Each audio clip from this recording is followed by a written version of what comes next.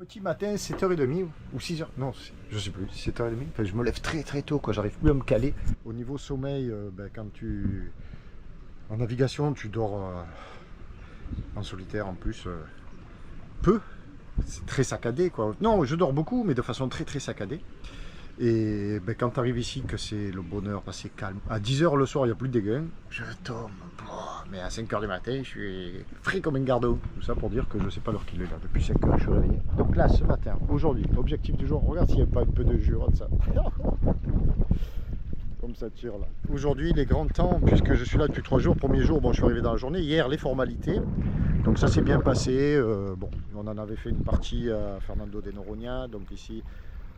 Bon, le truc c'est que tu as d'un côté à 30 km de l'autre la douane et le je sais pas quoi, la police des frontières. Donc il y a un petit train à moins d'1 euro, enfin le TVR, pas un petit train. Mais tu passes, on est parti le matin à 8h. Le patron de la marina ici te fait les papiers, déjà il pré-remplit les papiers, il est super cool Nicolas. Mais on est revenu, c'était 14h, 15h. Mais c'est comme ça, bon, tout ça sous une chaleur mais vraiment intense. Donc ça c'était hier, après l'après-midi repos, il n'y a pas d'urgence. Mais aujourd'hui, eh bien, on attaque le chantier qui m'a amené ici. Donc on va défaire les brelages. J'ai rencontré le petit artisan qui est là au coin de la rue.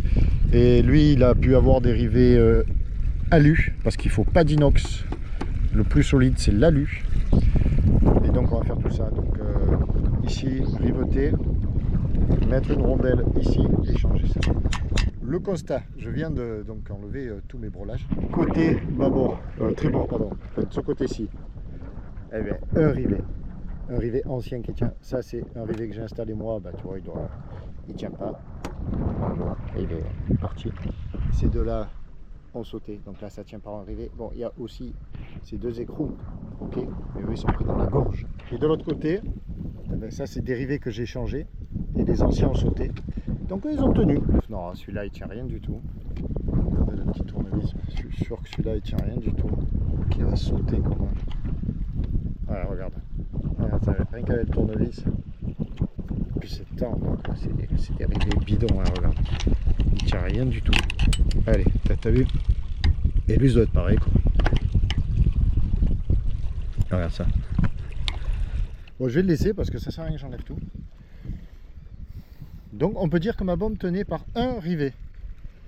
Et ces deux boulons dans la gorge. Et surtout mon brelage. Donc j'ai ça, mettre une rondelle téflon ici ou deux, parce que là, cette pièce elle fait baboum, baboum, baboum. Ce qui m'arrangerait, c'est qu'on arrive à changer, à sortir cet axe, mais ça je l'avais déjà fait, sans enlever la GV, mais il y a quand même des forces qui s'exercent. Ouais, non. Et celui-là pareil. Allez, ça part de là, on va aller le voir. Ben bon voilà, arrivé là à l'atelier, c'est pas loin, hein. C'est juste en face, voilà. Le Tabasco il est en face là, mouillé, en face de ce ponton. Et à l'atelier c'est Giuliano. Voilà, Giuliano, donc on est en train de voir. Lui, c'est le sorcier du coin, il peut tout faire. Et donc, on voit, bon, ça pose un problème avec les rivets, parce qu'il faut des rivets, je le disais tout à l'heure, en aluminium. Bon, enfin, on voit ça avec Giuliano. Si. Petit déj, deux beignets comme ça, enfin, c'est pas des beignets, comme des friands, voilà, au poulet. Et un jus de cerise, là. 2,20 € et petite balade, vraiment pas loin, découverte progressive des alentours, tout en déjeunant. Voilà mon assiette, il est temps de déjeuner, il est 13h30. Ici les restaurants c'est des self-service, comme des cantines, et tu paies au poids ou à l'assiette, je sais pas, j'ai pas encore payé là. Hier ça coûtait 4,50 €, 5 € maxi avec la boisson, un bon jus de goyave. C'est trop bon. Alors, présentation de mon assiette. On a droit à 2 protéines, je crois. Bon, moi j'ai pris juste du... Oui, c'est ça, 2 protéines parce qu'elle m'a remis un morceau de poulet. Moi j'ai pris que du frango poulet, un peu de spaghetti et des légumes. Pour essayer de manger un peu de vert et de rouge. Il faut faire le régime des couleurs. Tu bois du jaune et tu manges du vert et du rouge. Je suis venu là avec le petit vélo de la marina parce que le mien est parti en réparation. Ce matin, j'ai rencontré un monsieur qui est mécanicien bateau, électricité, tout ça. Et qui m'a dit, mais moi je le mène chez mon copain et il te le refait tout neuf pour 100 €, 470 reals. Bon, j'ai dit ok, vas-y quoi. Et là, on l'a chargé dans sa voiture, il est parti avec le vélo. Il revient demain ou cet après-midi, je peux lui compter. Toujours ces fâcheuses difficultés d'échange en portugais. Et je progresse, je lâche rien. Et là, je suis dehors, je te dis pas, il est chaud. Mais c'est un ressenti de 40 au moins, 40. Mais on est bien. Tout va bien. Ils sont gentils, vraiment gentils. Dans le restaurant, les patrons, là, la dame, elle m'a aidé, tout ça. Et le monsieur derrière la caisse, il est tout content de me voir. Il se dit, mais qu'est-ce qu'il fout là, ce gars-là, ce français. Allez, bon appétit.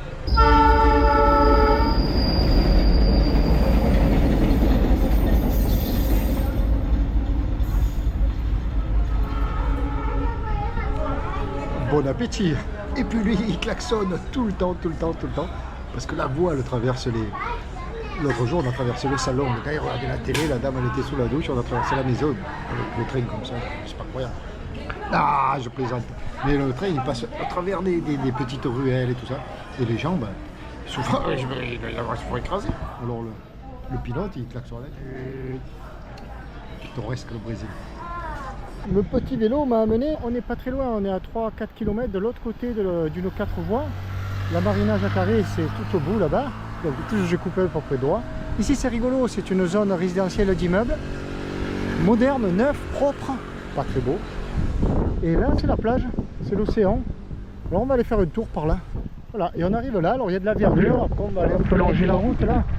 On va voir s'il y a moyen de manger une glace. Waouh, c'est sympa ici, un peu de verdure.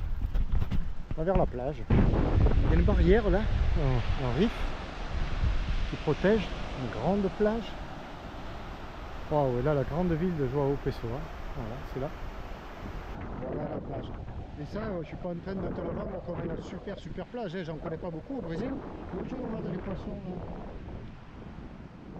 échoués. C'est sûrement une des plages les moins attractives. Parce que c'est vraiment ville, hein. Alors on est vraiment à la grande. Oh là là, l'eau est chaude. Chaude. Mais bon, c'est sympa, c'est toujours sympa. La dernière fois que j'ai fait du vélo sur une plage, eh c'était au Bijagos, sur l'île d'Orango, pour aller au lac d'Anor voir les hippos. C'était pas le même style de plage. J'étais seul au monde sur une île absolument sauvage. Je ne peux plus.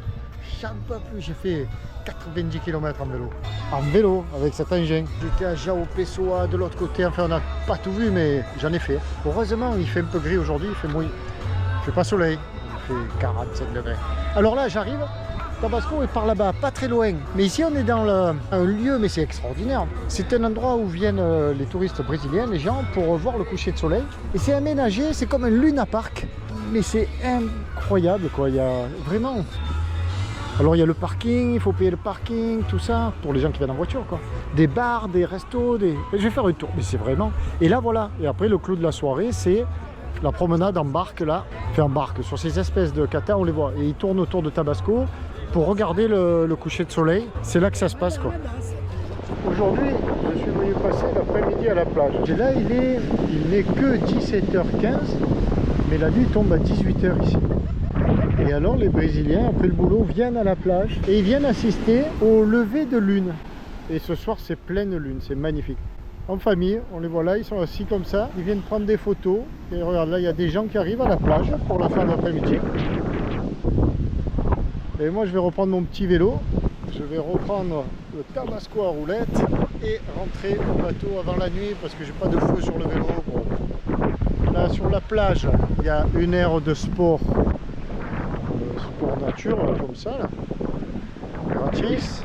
Voilà, c'est vraiment un mode de vie très sympa. Le Tabasco à roulettes est là. Voilà. On va le récupérer. Voilà, là on est sur une des avenues typiques de la plage. La plage est là. Tout le long, derrière la verdure. La lune qui arrive. Et ici, le matin, de 6h à 8h, la route est fermée à la circulation pour l'usage des sportifs. La course, le vélo, le je ne sais trop quoi, je sais pas, bon je suis pas venu, c'est trop tôt. Voilà, là on arrive bientôt à la Marina, village Marina Jacaré, ou l'inverse. Et ici c'est une rue qui est le village des pêcheurs, la rue très authentique, faite de petites maisons. Et le soir on voit bien, ils sont dehors parce qu'il fait très chaud évidemment, ça, même pas je t'en parle. Voilà, ils sont là, dehors. c'est gentil, c'est sympa quoi. Très sympa.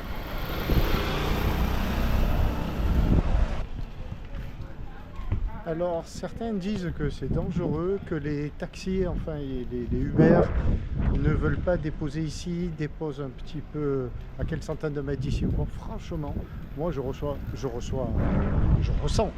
aucun risque, aucun danger. C'est cool quoi. C'est bizarre les perceptions, mais je sais pas s'il y a des antécédents ici d'agression, de trucs, enfin je pense pas. Là face à nous l'église. Un bar ou deux, il y a une boulangerie, il y a un self bien sûr. Ah, la moto qui arrive, il y a beaucoup de deux roues au Brésil. Oui, il rigole. Voilà l'église.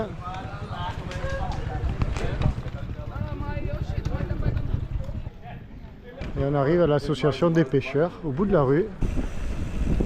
Et à la marina, là à droite, les deux pontons.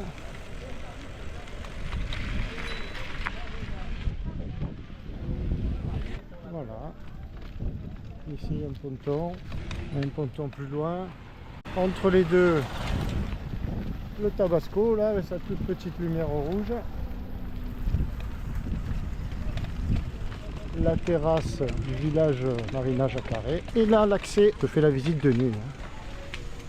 Ah, et là, il y a le boss de la marina, Nicolas. On va lui poser 2-3 questions.